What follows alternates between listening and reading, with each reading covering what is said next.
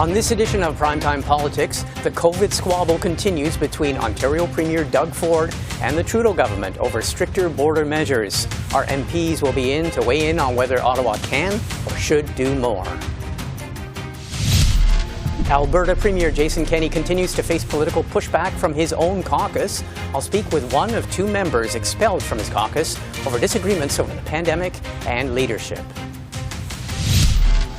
And our journalists will weigh in on the Ethics Commissioner's report on Justin Trudeau and Bill Morneau and the We Charity, and on the government's new guidelines for what Canadians may or may not be able to do and what the Prime Minister has now called our one-dose summer.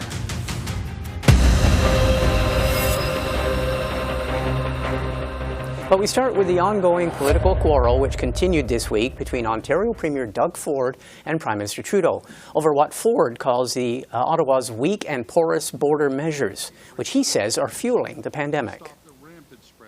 Joining me now are three MPs from the different parties. Greg Fergus is a parliamentary secretary and the Liberal MP for the Quebec riding of Hull-Elmer. Shannon Stubbs is a Conservative MP for the Alberta riding of Lakeland and her party's public safety critic. And Don Davies is the NDP health critic and the MP for the riding of Vancouver-Kingsway. All three of you, thanks for joining us. It's a pleasure. Thank you.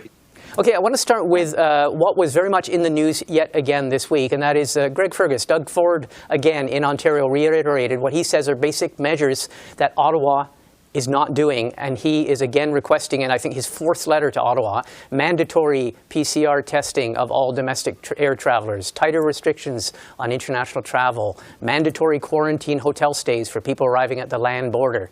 You know these three requests. Why hasn't Ottawa moved on these three specific requests yet? Well, I think Ottawa is always ready to play a role to be supportive of the provinces, and especially of Ontario as they're having some difficulty dealing with the COVID-19, the third wave of the break.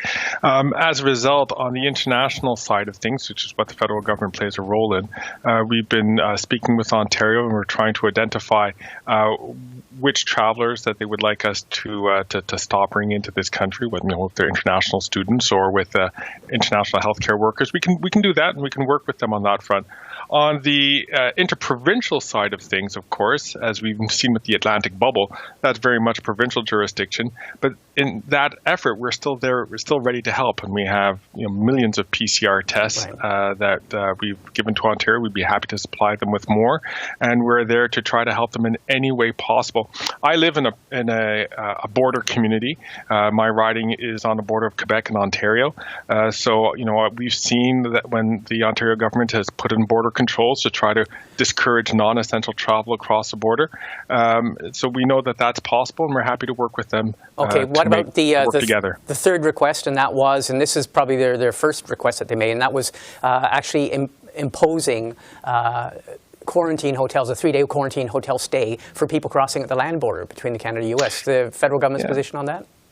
Well, again, we'd have to take a look at that. I mean, the reality is less than, in the case of Ontario, less than 1% of COVID infections are a result of international cross-border travel, plane and a car included. It's easier to do it on planes, obviously, because there are a limited number of entries into Canada by airport. By car borders, of course, there's many dozens, I should say, of land entries. And then we would have to try to figure out the logistics of getting people to specialized hotels that can quarantine them properly for that time. Is it safe to say that the federal government is looking askance at that proposal because of the logistics? Because we've heard no response to it.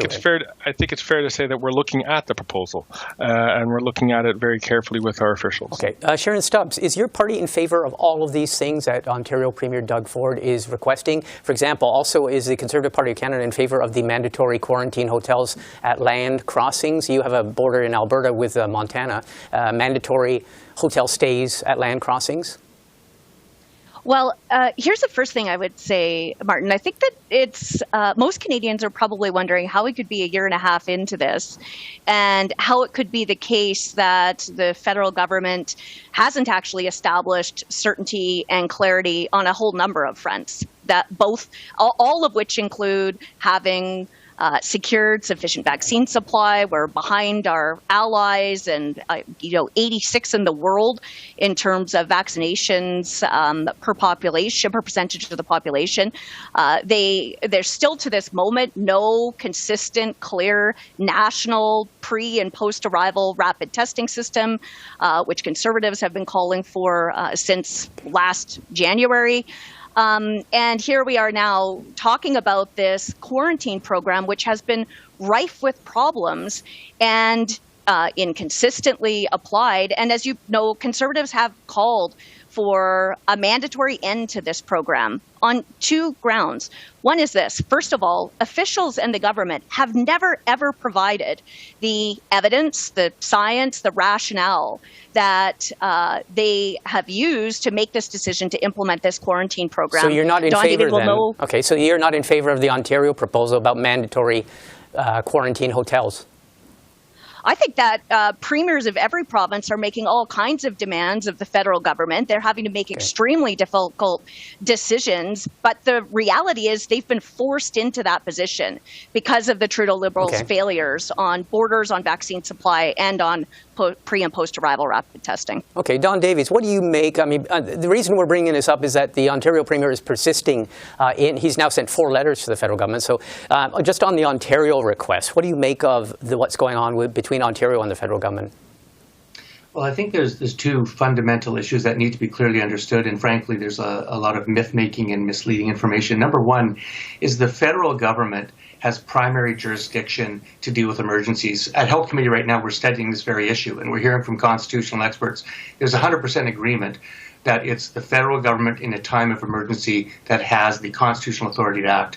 Number two, this nonsense line that we have the strongest border controls in the world has to be punctured. Okay, first and foremost, how do you have a hotel quarantine rule? And leaving aside whether it's good or bad, the federal Liberals brought it in, but they only apply it to passengers arriving by air. It's tens of thousands of people are getting around that by simply flying to U.S. border towns and crossing by vehicle. Number two, we know that at 2 of the 4 airports that are allowing international travelers in this country, the provinces are not even enforcing any federal quarantine rules. That's in Alberta and Quebec. Finally, CBSA is not even asking international passengers coming from the States whether they've been vaccinated or not. It's a prime time to get that data. Look, since the start, we've been focused on international flights, but only 1 in 7 flights in this country is international. 85% of the air traffic in this country originates to and from Canadian cities. So tens of thousands of Canadians are traveling across Canada every week with effectively no testing or quarantine. And data is showing that that's how we're spreading variants from region to region. And the federal government has the jurisdiction, they're the only authority of government that has the jurisdiction to enforce interprovincial travel guidelines or rules. And they haven't done that. And we're seeing spread of transmission of COVID because of that. Okay, Greg Fergus, as you mentioned, you're on the Ontario-Quebec border. We did hear Quebec Premier François Legault at one point also expressing concerns about the Trudeau Airport in Montreal. And as Don Davies just mentions, this is primarily a federal jurisdiction when it comes to interprovincial travel. Do you think your government is coming under increasing pressure to try and bring in a national standard for testing for interprovincial travel by airplane? With all due respect to my colleague, Mr. Davies, that's actually not the case. There is, the provinces do play a very big role on interprovincial travel, and then provinces can determine whether or not they're going to let people cross over the border. But would it not be beneficial to have a federal standard? We saw this with the Atlantic bubble, which very successfully has worked for the Atlantic provinces where their caseload is extremely low. It helped in Quebec when we did establish different lockdowns, different very serious lockdowns to bring down our numbers. We haven't been hit by the third wave as other provinces have been hit.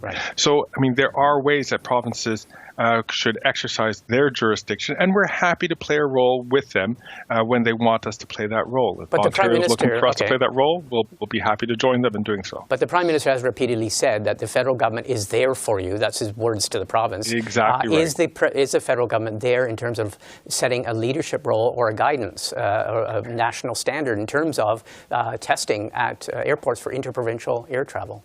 with the level of coordination which is going on between the provinces and the federal government and municipalities and health authorities, we don't feel that there is a need for us to play the big parent role and impose a made in Ottawa solution. The provinces are not, certainly there's no consensus among provinces for us to play that kind of a role. Shannon Stubbs, just a last word to you in terms of, if you, in the spirit of being constructive, what do you think the highest priority is, if you have to choose one thing, highest priority for next action in terms of this pandemic? I would say the highest priority for the federal government is to provide clarity, consistency, and certainty on their border measures, as well as a data-driven plan towards reopening Canada. Here's the thing, we're having this conversation right now about politicians and governments back and forth together. But what we really should be talking about is the impact this has had on Canadian lives. And so here's the reality. A Canadian either landing at an airport or traveling across the border gets totally contradictory information from PHAC, from CBSA, from the Department of Transport, our own MPs' offices following up with ministers and department officials on behalf of our constituents get different answers. This is having a major impact on individual Canadians, their livelihoods, their families, in some cases, their health for people who have traveled for medical necessities, and also on jobs and businesses. So this is what the Liberals have got to get right. They've got to provide certainty, clarity, and consistency on border measures and on the path to reopening. We're running out of time. I don't mean to cut you all off, but we're running out of time. A last word to you, Don Davies. If you had to choose one priority, just in a few words, what do you think it would be? Well, I think we have to take a look at interprovincial rules. You know, there was, in a 2-week period, they found that an average of 17 flights a day between Canadian cities had at least one passenger testing positive. It doesn't make any sense to test people who are coming from out of the country, but not do that within our country. And the temperature checks have proved ineffective at catching COVID. And by the way, the federal legislation clearly gives the federal government the power to make rules on interprovincial travel. If they don't do it, nobody else will do it. Public safety and health demands it. Okay, on that note, something tells me we'll be discussing this again in the future. I want to thank all three of you and wish you a happy and healthy weekend. Thanks for speaking with us. Likewise. Take care, everyone. Likewise. Stay well, everyone.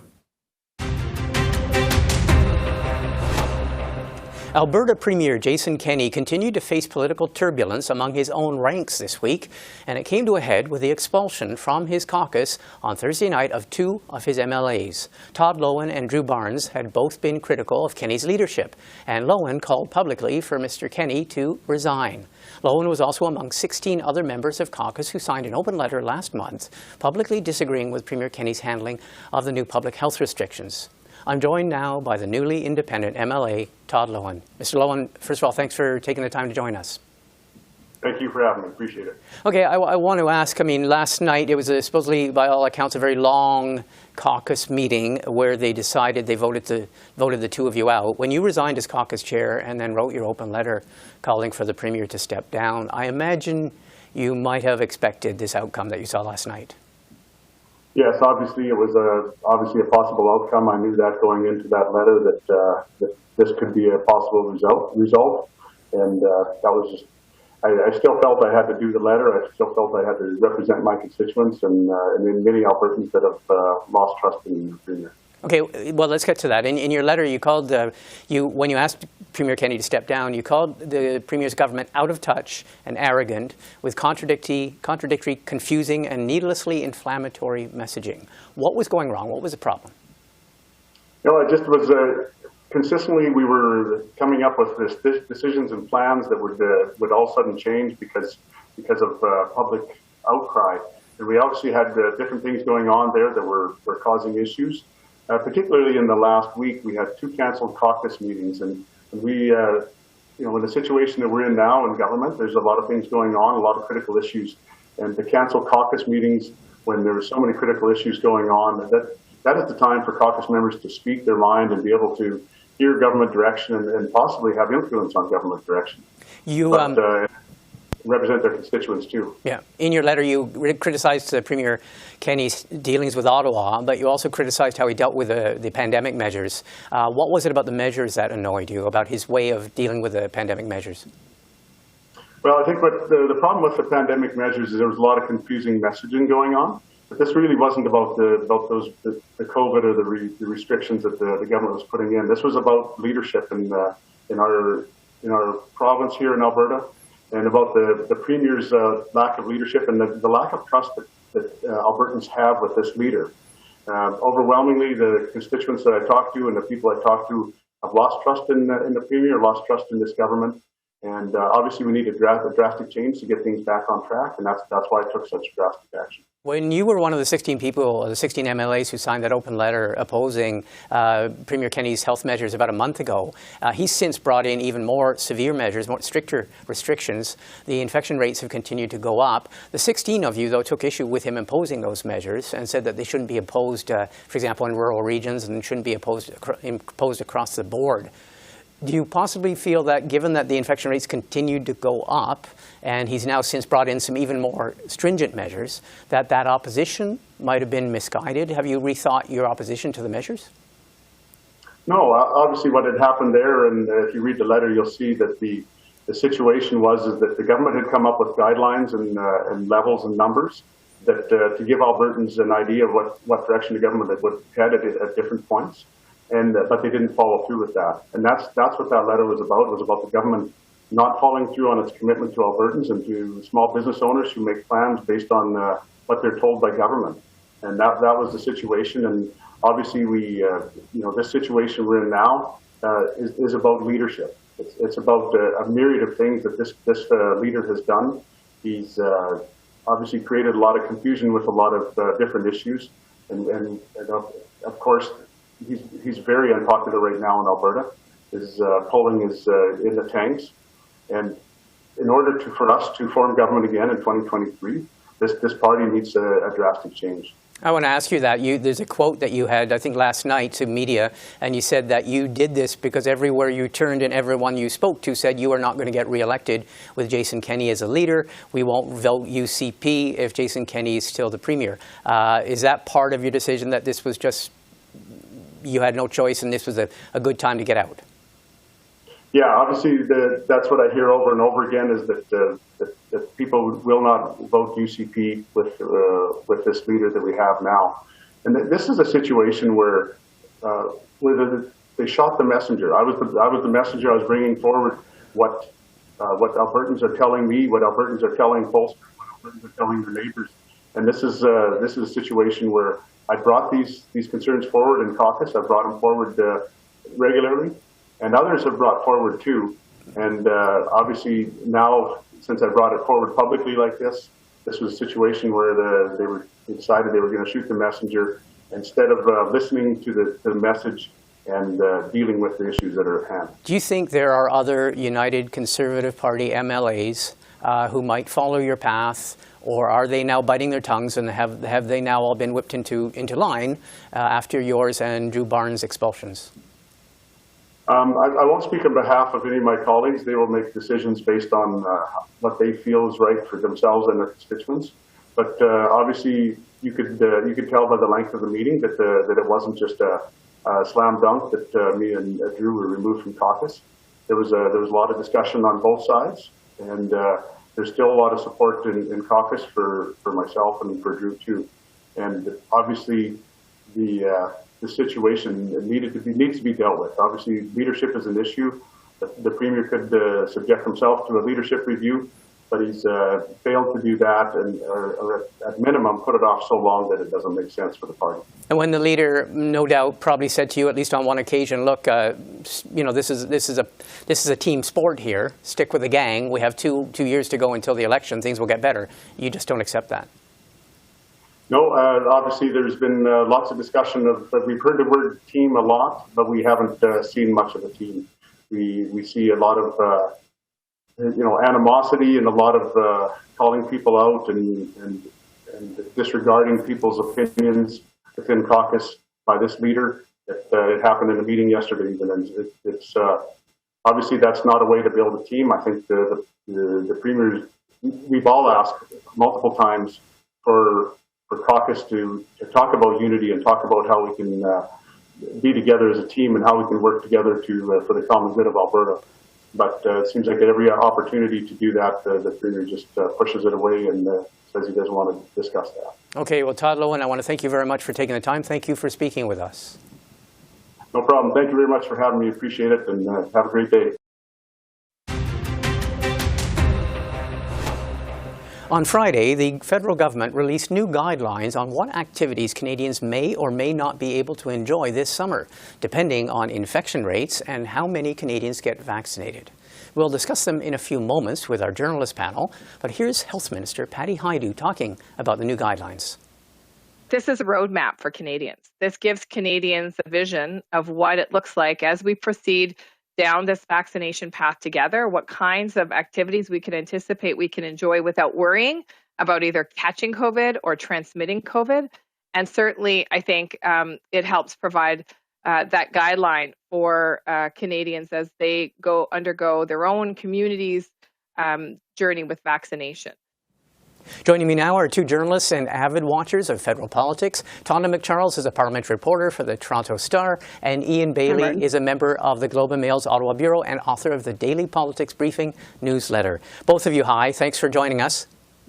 Hey there. Good to be here. Let's start with the, I guess you'd call it the day's news. The government released a much-awaited guidelines. It's called Life After Vaccination, and it's quite general, but it suggests what Canadians might be able to do or not do this summer and fall. It says for the spring we should all be staying inside, but for the summer it says we could be doing things like going out to patios, going camping, having picnics, but if we reach vaccination levels of 75% of eligible people with a first dose and 20% of people with a second dose, what do you make of these guidelines? I'll start with you, Tonda. Look, those guidelines are very vague. They're nowhere near the clarity and specificity of the American guidelines to their population, either for summer or for fall. And frankly, this summer, according to Theresa Tam, will look a lot like last summer. You can go out in very small groups outside, but she's layering in the added vaccination thresholds and whatnot. I think that if this is what the government has to offer people as aspirational or hope, I think they might want to take another run at it, because I don't know that this is any great motivator if they want to incentivize people to get vaccines, and nor is it any great motivator to get people to comply with what they want them to comply with, which is the ongoing public health restrictions. Okay, Ian, your reaction to what we've seen so far? Well, this provides some hope, especially after the challenges and concerns about AstraZeneca. So it's almost like it feels like a bit of a channel changer. I agree with Tonda. It's very general stuff. And obviously it hinges on the provinces to a great degree. I'm in British Columbia, and sort of the things we can do here will go through Dr. Bonnie Henry and the BC government, not through what we heard today from the federal government, although it's a good series of aspirational kind of goals. Echoes what the Prime Minister said earlier. And yeah, that's sort of where it seems to be on this material today. Okay, let's go to be honest, I think that it was an attempt to put some meat on the bones of what was really a political slogan by the Prime Minister, the 1-dose summer, 2-dose fall. I mean, in truth, actually, it's going to be a 1-dose spring, right? We're going to all be done by the time spring's over, June 21st. And then we'll be well into it in the summer, 2 doses. So we're not looking at the fall. So look, I think they're trying to put meat on the bones, but it absolutely is all going to be up to the provinces. Mm-hmm. And premiers will decide what they want to do. Saskatchewan is already saying, we're not aiming for 75% before we start reopening in terms of vaccinations. We're going for 70%. Okay. That's enough, and we've made our calculations. Okay. Well, speaking of the provinces, let's go to something which was ongoing this week, and this is now the 4th letter that Ontario Premier Doug Ford has sent to the federal government. He is pushing again, and he had a press conference in which once again he harangued Ottawa for what he calls a porous and ineffective border controls. He reiterated his request. Specifically, he wants PCR testing of all domestic air travelers. Wants more limits on international air travel. He wants mandatory quarantine hotels for people arriving at the land border. 2 questions, the politics of it all, and second question, why doesn't the Trudeau government seem to want to or be able to move on these things? Start with you, Tonda. So the politics are pretty clear. I mean, I think that Doug Ford is desperately trying to deal with a variant-driven epidemic that's still swamping hospitals, especially across southern Ontario, and even in Ottawa here today. So I think that he is trying to draw attention to the fact that there are gaps in the current restrictions internationally, which is up to Ottawa to deal with.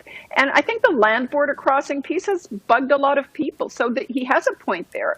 The government, however, the federal government, is not saying, they continue to say, we're waiting for formal requests from the Premier. Mm-hmm. But I think the Premier is right. Those 4 letters are pretty clear in what they want the feds to do. Why don't they want to do it?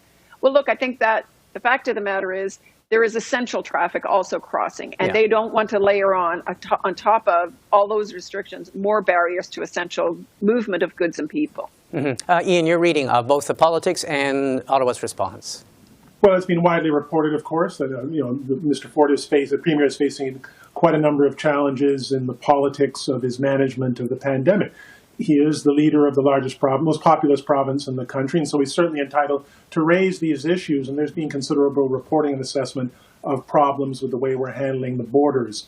It would be interesting to see if the federal government eventually tried to reach some agreement with the Ontario government on these matters to see how that would play. This seems to sort of also foreshadow the next federal election, like it's almost early kind of fencing on the matter. This may be beneficial to Mr. O'Toole, we'll see. But it really does seem like sort of shadow boxing for the looming federal election perhaps later this year. Okay, I want to finish with something that was long awaited, and that is the Ethics Commissioner, Mario Dion's report on Justin Trudeau and Bill Morneau, in which he found the Prime Minister didn't violate conflict of interest guidelines, although he said there was an appearance of conflict of interest, but he didn't find him having contravened anything. He did find that former Finance Minister Bill Morneau was in a conflict of interest in his dealings with the We Charity. Tonda, what do you make of it all? Look, I think that this report now lands an opportunity for any of the parties to suggest in a campaign that they are prepared to legislate a clearer definition of who is or isn't a political friend and who is or isn't in an apparent conflict of interest. The law doesn't describe those or define those, no matter what Mario Dion, the Ethics Commissioner, wants right now. And so, Trudeau was completely cleared on that respect, that he did not violate the law as it stands now. I would love to hear who is prepared to toughen that law. And you haven't heard any of the parties in their reactions to this say, yep, that's the way we're going to go. Okay, Ian, the politics of this all, some people have suggested this was good news relatively for the government because the Prime Minister wasn't found to have contravened anything. Then other people have said, well, no, it's not a good day when your former Finance Minister is found to have contravened the rules of conflict of interest. What do you think is going on in the PMO and in political corners? Well, as I think some have observed, it's a lucky thing for the Liberals, perhaps, that Mr. Morneau was their former Finance Minister. It would have been obviously a very different situation for the Liberals had he still been in cabinet. Watching the political reaction to this yesterday, it seems as though Mr. Dion, in doing his diligent work as the Ethics Commissioner, the result gave each of the parties something. Obviously, it kind of diffused a problem for the government, but in discrete ways, I think Tonda referred to it, it gives the other parties something to take into the campaign, the inevitable election campaign later on, about these ethics controversies and about campaigning to sort of do better and have better rules on these ethics matters. So yeah, that's sort of where it seems at this point with this result. Do you think, just last point to you, Ian, do you think the Prime Minister, though, may have diffused a lot of it in the sense that both he and the Finance Minister did come out and say, we didn't do well, we didn't recuse ourselves, we should have recused ourselves. There was at least they sort of, in a way, preempted some of the things that the Ethics Commissioner found. They said those things, and it was damage control, but I guess for them, the Commissioner's report is going to be probably more helpful to them, to a degree, than their apologies earlier on. Okay. Well, listen, I want to thank both of you. I want to wish you a happy and productive weekend. Stay safe, and we'll speak again in a few weeks. Guys. All the best. Have a good weekend. Well, before we leave you, we want to mention that in 2 weeks' time, on May the 27th, Justin Trudeau will deliver a formal apology for the internment of Italian Canadians during the Second World War. Hundreds of Italian Canadians were interned, and tens of thousands around the country were declared enemy aliens. The Prime Minister will apologize to them and their relatives for the pain, hardship, and discrimination they faced. Well, that's it for this edition of Primetime Politics. I'm Martin Stringer. Thanks for watching.